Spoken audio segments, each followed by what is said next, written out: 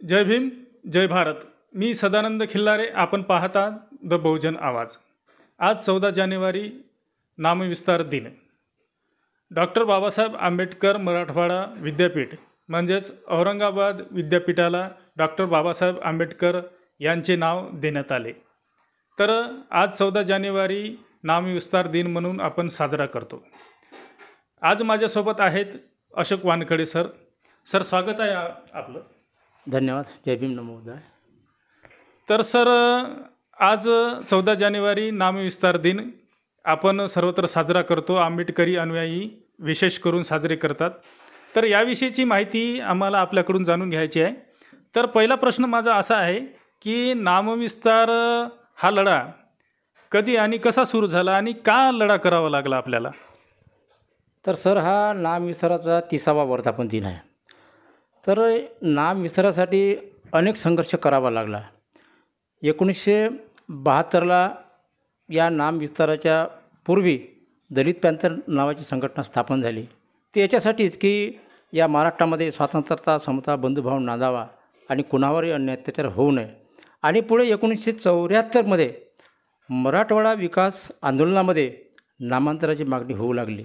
आणि त्यानंतर 1978मध्ये या महाराष्ट्रामध्ये वसंतदादा पाटलांचं सरकार आलं आणि त्यांनीसुद्धा ही मागणी मान्य केली आणि त्यांनी वचन दिलं की नामांतरासाठी आम्ही तयार आहोत.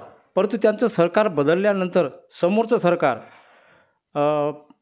पुरोगामी लोकशाही दल, जे की त्यांचे नेतृत्व माननीय शरद पवारसाहेब यांच्या नेतृत्वाखाली सरकारने त्यांच्या विधिमंडळामध्ये विधिमंडळाच्या दोन्ही सभागृहात एकमताने हा नामांतराचा ठराव पास झाला आणि या विद्यापीठाला डॉक्टर बाबासाहेब आंबेडकर मराठवाडा विद्यापीठ असं नामविस्तार करून देण्याचं ठरवलं त्यांनी.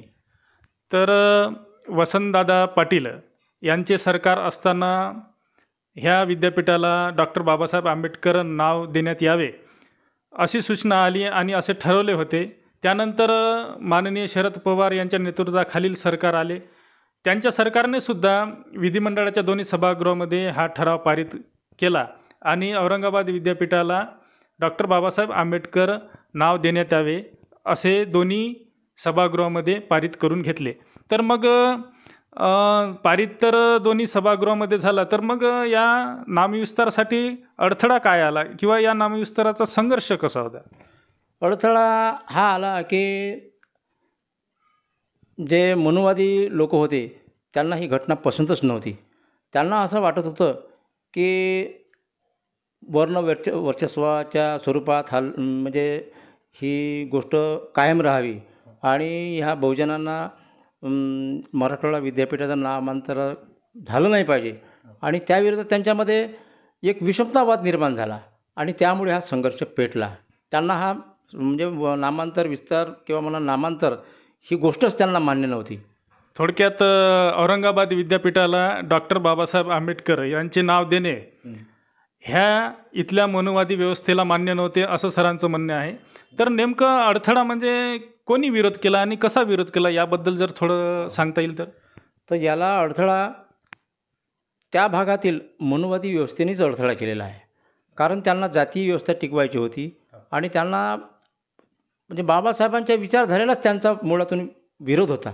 आणि म्हणून त्यांनी अडथळा एवढा निर्माण केला का जिकडे तिकडे जाळपोळ, लुटालूट, जिकडे बहुजनांचे समजा खून, स्त्रियांची विटंबना, आणि त्यामुळे त्यांनी त्यांचा विषमतावाद सुरूच ठेवलेला आहे. आणि याच्या विरोधात सुद्धा आपल्या बहुजनवादी व्यक्तींनी एक अस्मिता जागावी, बाबासाहेबांच्या विचाराला जागावं आणि त्यांनीसुद्धा मनुवादाच्या विरोधात आपली संघर्षाची भावना, आपली संघर्षाची ज्योत पेटवली आणि बहुजनांमध्ये तुम्ही जागृत राहा असा संदेश दिला. थोडक्यात या लढ्याचं नेतृत्व वगैरे कोणी केलं आणि कसं सुरुवात झाली याची?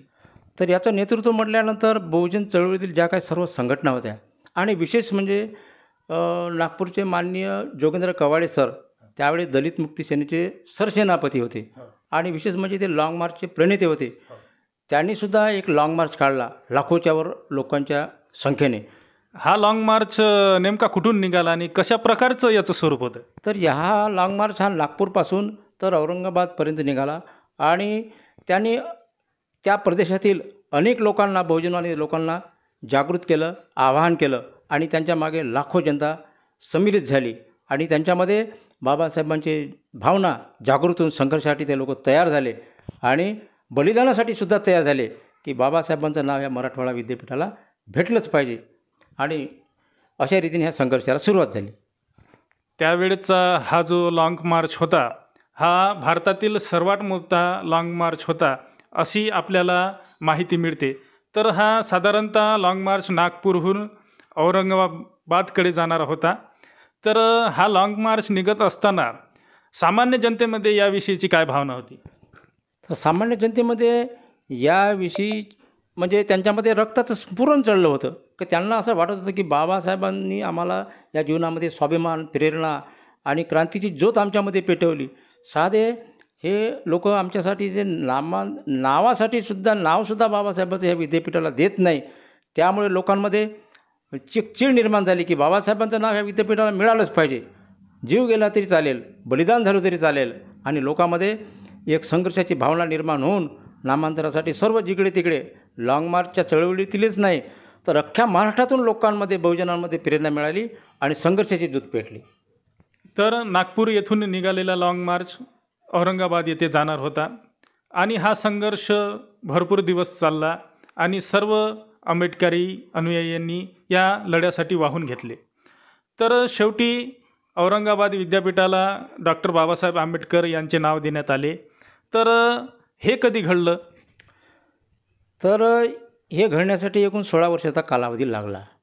27 जुलै 1978ला माननीय शरद पवारांनी डॉक्टर बाबासाहेब आंबेडकरांच्या नावाची नामविस्ताराची घोषणा केली की मराठवाडा विद्यापीठाला डॉक्टर बाबासाहेब आंबेडकर मराठवाडा विद्यापीठ असे हे नामकरण झालेलं आहे. असा ठराव जसा पास झाला तसा त्या विरोधात महाराष्ट्रामध्ये दंगली निर्माण झाल्या आणि नामांतर झालंच. परंतु काही लोकांनी त्या नामांतराला विरोधही केला. परंतु विरोध करत असताना त्याच्यामध्ये अनेक प्रकारच्या घटना निर्माण झाल्या. परंतु शेवटी नामविस्तार झाला आणि नामविस्तार हा 14 जानेवारी 1994ला झाला आणि हा वाद इथे संपला. तर मित्रांनो, हा होता नामविस्तार लढ्याचा संघर्ष आणि या संघर्षामधून औरंगाबाद विद्यापीठाला डॉक्टर बाबासाहेब आंबेडकर विद्यापीठ असे नाव देण्यात आले. तर या लढ्यातून आंबेडकरी जनतेला आणि आंबेडकरी अनुयायाला काय शिकता येईल, काय प्रेरणा मिळेल आणि या लढ्यापासून काय शिकावे आंबेडकरी जनतेने आणि आंबेडकरी नेतृत्वाने सुद्धा?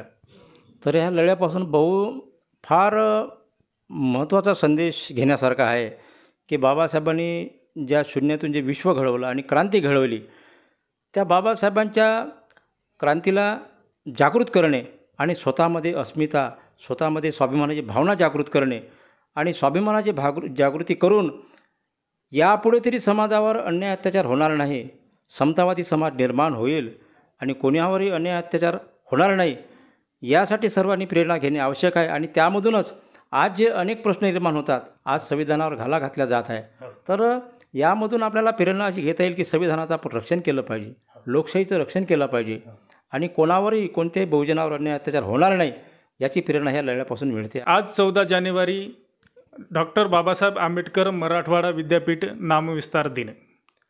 आंबेडकरी जनतेने या नामविस्तार दिनांच्या लढ्यापासून भरपूर शिकण्यासारखे आहे आणि या लढ्यातून आंबेडकरी जनतेला काय शिकता आले याविषयीचे आपण विवेचन अशोक वानकडे सर यांच्याकडून करून घेतले.